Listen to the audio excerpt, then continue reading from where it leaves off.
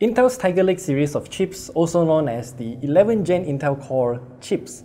If you've been following since its launch, then you may have seen some other YouTubers posting videos where they review the performance of the Core i7-1185G7.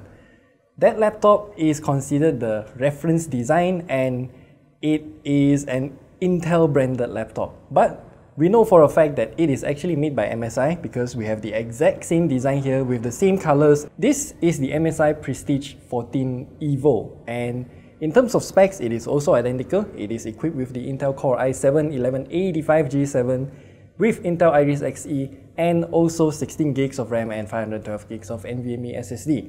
So I'm curious about how this laptop will perform with that chip because I've been following it since the Intel Core i5-1135G7 and also the Intel Core i7-1165G7.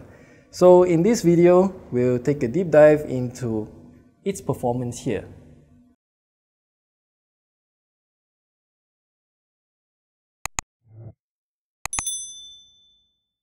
So when I got this laptop, I thought that its performance wouldn't really be that much different compared to the Intel Core i7-1165G7 because on paper, even on Intel's ARC website, ARK, it says that both the Intel Core i7-1165G7 and the Intel Core i7-1185G7 are capped at 28 watts.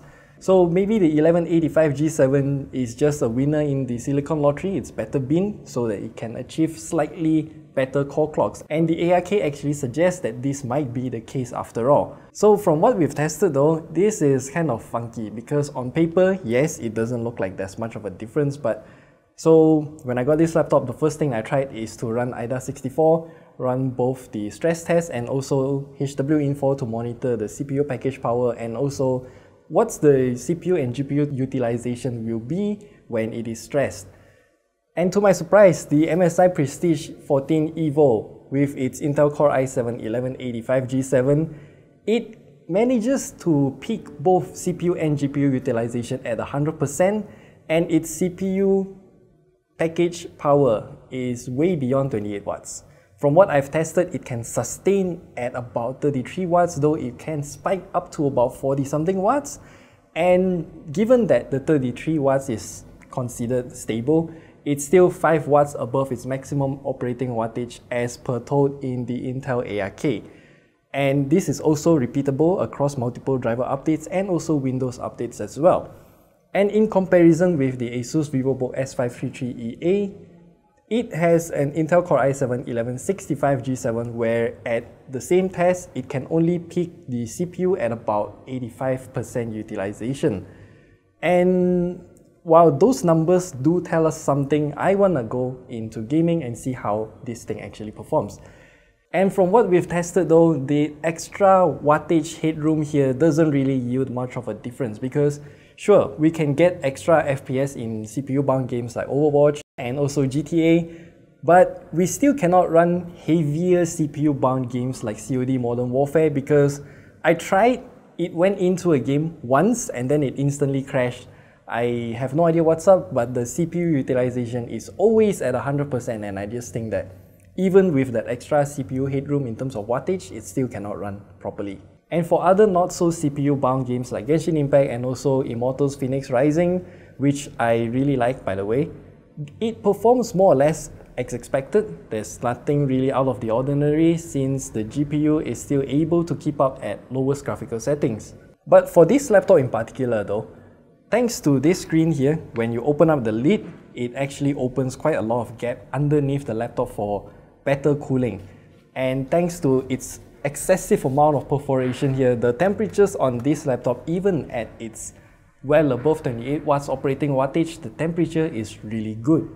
And MSI also provides you the option to head into the MSI Center software to configure what kind of power profile you want, and if you select the high performance power profile, they also have an additional option for you to tune up the fan speed as well.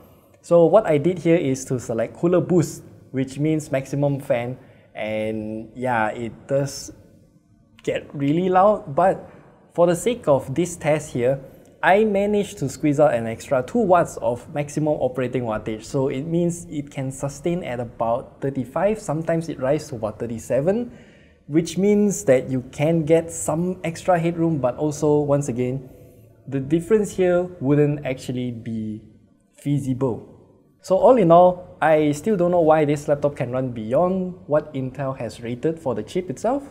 It runs beyond the maximum 28 watts of wattage, and the performance in terms of what's the difference between that extra few wattage and the maximum 28 watts, I would say it's there, but it's not really that big of an impact.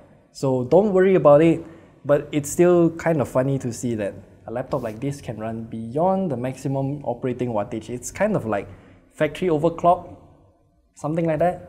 And before you find some other laptops that have the same chip and expect it to run the same level as this, well, here's the problem. I don't know if any other laptops running the Intel Core i7-1185G7 will be running above the maximum 28 watts or not. But from what we can confirm though, this is happening on this laptop. But I'm not too sure if it's because Intel allows them to do so or MSI is doing without Intel's knowledge. So yeah, that's all we have to share with you about this laptop right here in terms of performance.